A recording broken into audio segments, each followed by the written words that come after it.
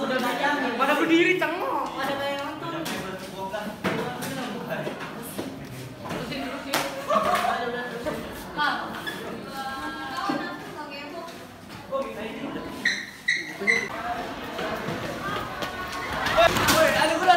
Ada guru. Emang iya? Tapi bohong.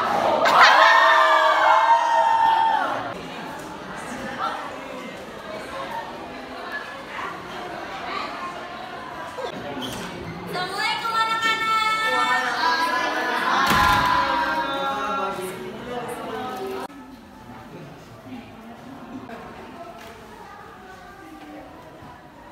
Apa kabar hari ini? Baik.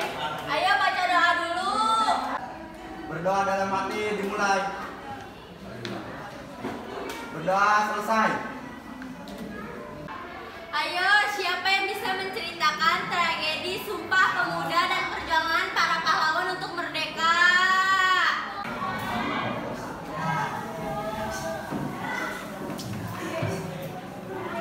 Saya, Bu.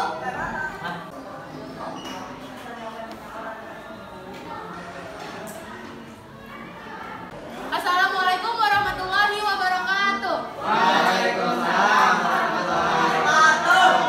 Berdirinya saya di sini akan menceritakan tragedi terciptanya Sumpah Pemuda. Sumpah Pemuda merupakan suatu pergerakan kemerdekaan Republik Indonesia yang dilakukan oleh para pemuda-pemudi Indonesia dengan menyatakan janji satu tanah air, satu bangsa, dan satu bahasa. Dan lahirnya Sumpah Pemuda bermula dari Kongres Pemuda II yang digagas oleh Persatuan Pelajar-Pelajar Indonesia yang disingkat PPPI dan dihadiri oleh organisasi pemuda. Rapat pertama pada Sabtu 27 Oktober 1928. Rapat pertama ini diselenggarakan di gedung KJB. Acara kemudian dilanjutkan dengan uraian Muhammad Yamin tentang arti dan hubungan persatuan dengan pemuda. Rapat kedua pada Minggu 28 Oktober 1928. Rapat kedua diselenggarakan di gedung OS Java Bioskop dengan bahasan utama seputar pendidikan. Rapat ketiga pada Minggu 28 Oktober 1928. Rapat yang ketiga diselenggarakan di gedung Indonesia Clubes Keramat yang kini dijadikan sebagai gedung Sumpah Pemuda. Struktur Panitia Kongres Sumpah Pemuda II 27 sampai 28 Oktober 1928. Kongres Pemuda II diselenggarakan pada 27 sampai 28 Oktober 1928 di Walter Freden oleh sebuah panitia dengan susunan sebagai berikut. Kongres Pemuda II diketuai oleh Sugondo Jojo Puspito dan rekan-rekannya. Makna Sumpah Pemuda adalah Sumpah Pemuda memiliki cerita sejarah dan tujuan yang sakral bagi bangsa Indonesia. Sumpah Pemuda merupakan sebuah tekad dan semangat para pemuda-pemudi Indonesia dalam menegakkan kemerdekaan dari jajahan negara asing. Tokoh yang memiliki jasa dalam merumuskan teks Sumpah Pemuda adalah Muhammad Yamin, dan Sumpah Pemuda dibacakan oleh Sugondo Jojo Puspito.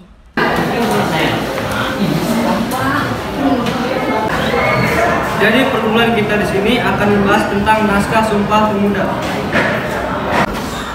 Jadi telah disepakatkan bahwa naskah Sumpah Pemuda adalah Sumpah Pemuda. Kami, putra dan putri Indonesia, mengaku bertumpah darah satu, tanah air Indonesia. Kami, putra dan putri Indonesia, mengaku berbangsa yang satu, bangsa Indonesia. Kami, putra dan putri Indonesia, menjunjung tinggi bahasa persatuan bangsa Indonesia. Sekian, terima kasih.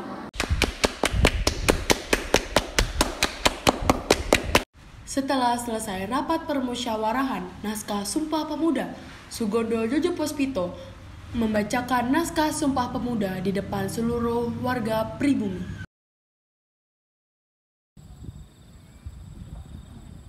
Sumpah Pemuda, kami, putra dan putri Indonesia, mengaku bertumpah darah yang satu, tanah air Indonesia. Kami, putra dan putri Indonesia, mengaku berbangsa satu, bangsa Indonesia. Kami, putra dan putri Indonesia, menjunjung tinggi bahasa persatuan bahasa Indonesia. Jadi saya juga akan menceritakan perjuangan para pahlawan untuk merdeka. Kondisi bangsa Indonesia sangat memprihatinkan. Hidupnya sengsara karena penjajahan, bukan hanya orang luar saja yang menyebabkan penderitaan, namun sesama bangsa kita sendiri juga terjadi pertikaian disebabkan adu domba dari Belanda. Mulai dari penyergapan, sistem perbudakan, dan tanam paksa oleh kolonial Belanda terhadap warga pribumi. Angkat tangan. Balik badan. Jalan. Penyergapan pada warga pribumi yang dilakukan para kolonial Belanda sangat memprihatinkan untuk warga pribumi. Lalu sistem perbudakan dan tanam paksa dilakukan sangat ketat, sehingga salah satu kolonial Belanda tidak suka jika ada warga pribumi yang melakukan hal-hal yang menyenangkan, sehingga para warga pribumi merasa harus bangkit dari keterpurukan itu. Kalian! Kalian tuh bawahan kami. Kenapa kalian tidak bekerja dengan benar? Ini negara kami, kalian tidak berhak atas negara kami. Setelah warga pribumi mengatakan hal yang membuat noni Belanda merasa marah, lalu noni Belanda tersebut melapornya ke kompeni Belanda lainnya. Setelah kejadian itu pula, warga pribumi merencanakan untuk bangkit dan memulai pertarungan dengan kompeni Belanda. Dan juga kompeni Belanda telah melakukan perencanaan dan pelatihan kepada para prajuritnya untuk menyerang warga Indonesia. Dan terjadilah perang antara Indonesia melawan Belanda.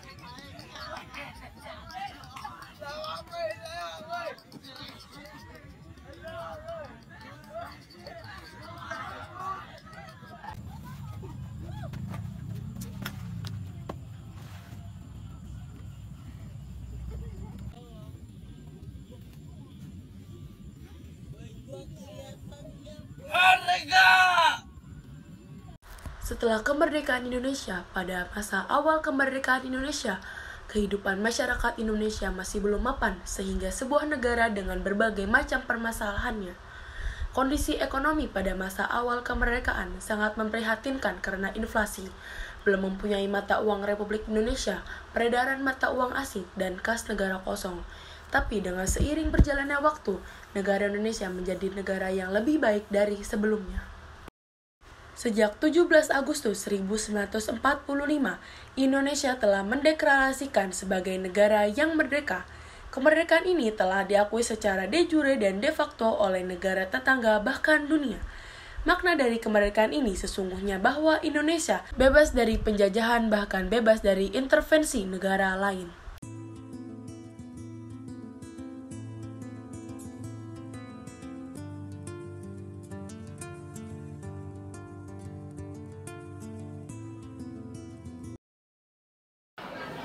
Dan kita sebagai pemuda Indonesia, sebagai pelajar harus dapat meneruskan cita-cita para pahlawan. Sebagai pelajar, hal utama yang dilakukan adalah belajar dengan tekun dan menuruti nasihat orang tua. Dengan belajar tekun, maka pelajar akan menjadi pandai dan kepandaian tersebut dapat memajukan negara Indonesia. Peran pelajar dalam mengisi kemerdekaan dapat diwujudkan dengan mematuhi tata tertib sekolah dengan bertanggung jawab, mengikuti kegiatan belajar mengajar dengan tekun, menjaga nama baik sekolah di dalam maupun di luar sekolah. Perjuangan pelajar sebagai generasi muda bukan diwujudkan dalam mengangkat senjata dan berperang melawan penjajah, melainkan berjuang untuk melawan kebodohan, kemiskinan, rasa malas, dan menyerah yang dapat merugikan diri sendiri serta lingkungan. Pelajar harus menjadi pribadi yang tanggung jawab, rajin, pantang menyerah, pekerja keras, kreatif, dan cinta tanah air untuk berlangsungnya kemajuan suatu negara.